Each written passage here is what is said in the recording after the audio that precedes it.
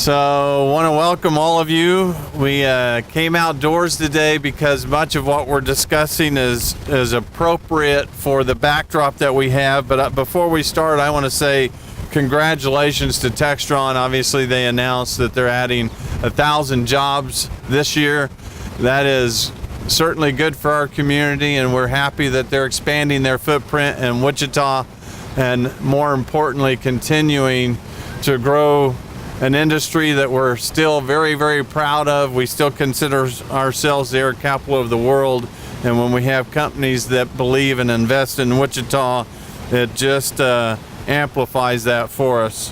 So we appreciate that. We appreciate the rain stopping just momentarily so we could come outdoors and talk about a couple of things today. The first one we'll mention is the Ark River cleanup that's going to be happening this Saturday right here along the river corridor.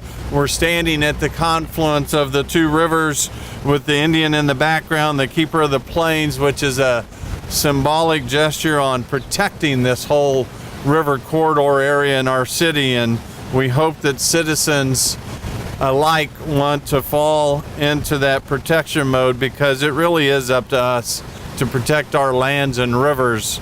And so Saturday, the 18th annual Arkansas Trash Roundup will begin.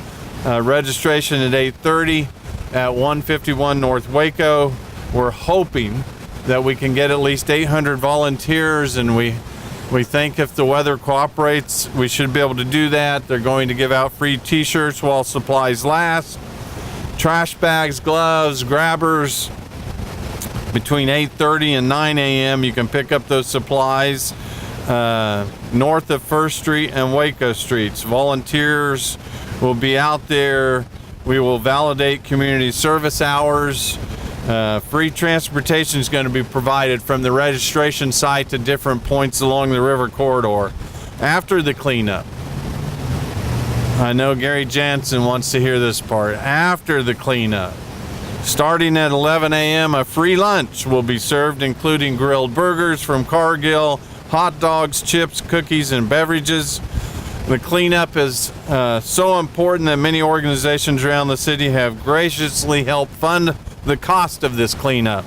Cargill certainly deserves a special thanks, but so do Spirit Aerosystems, Wichita Ducks Unlimited, Intrust Bank, the City of Wichita, Merit Trust Credit Union, Cox Communication, and there's several others that we are hoping to be able to thank on Saturday. Just a side note, just yesterday, as some reported, a Derby resident found 50 tires in the river that were dumped illegally. It's up again to each of us. It's up to each of us to be good stewards of the river and our community and stop litter and stop illegal dumping in our community. So not only does it create issues that harm beautiful spaces, but it harms our environment. And so we hope that the folks come out Saturday. Looking forward to a large group of volunteers. I'll be out serving burgers and helping the community. I might have one while I serve, if that's all right. So speaking of this river corridor and the other things that we want to mention today, I want to talk about the sewage treatment plant that's critically important to our environment. And recently, one crucial piece of infrastructure, we authorized a new force main that runs underneath this river corridor in multiple places. It conveys almost 60% of the city's wastewater from Plant 1 pump station to Plant 2. It certainly is a critical asset for the city's wastewater system. In December of 2016, the council approved $38.5 million for the design and construction of a redundant 54-inch force main. The city employed the newest technology to assess the condition of the existing force main and found that it was in the early stages of failure. The pipeline's about 3 miles long. It crisscrosses underneath the river. It goes underneath a closed solid waste landfill, 2 major roadways. It goes underneath the turnpike while conveying nearly 30 million gallons of raw sewage to the city's largest wastewater treatment plant. City of Wichita engineers PEC, Brown and Caldwell teamed up for the design, and Wildcat initiated the construction starting in July of 2017. I'm happy to announce that today the construction is substantially completed. While challenging, as you can imagine, the project is on track to be completed for $22 million. That's a $16.5 million savings for those that didn't want to do the math quickly in their head. $16.5 million savings that we can utilize for other important projects. This is a wise investment to ensure that wastewater is adequately transported and treated without impacting our environment. So I want to thank everyone that had a hand in this project. Investments like this may not be exciting, and as some in our project list, but certainly arguably one of the most critical services that we can provide.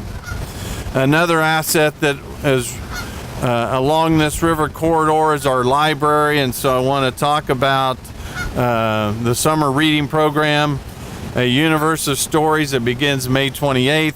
This annual program for youth regularly enrolls 10,000 kids and teens who commit to reading during the summer.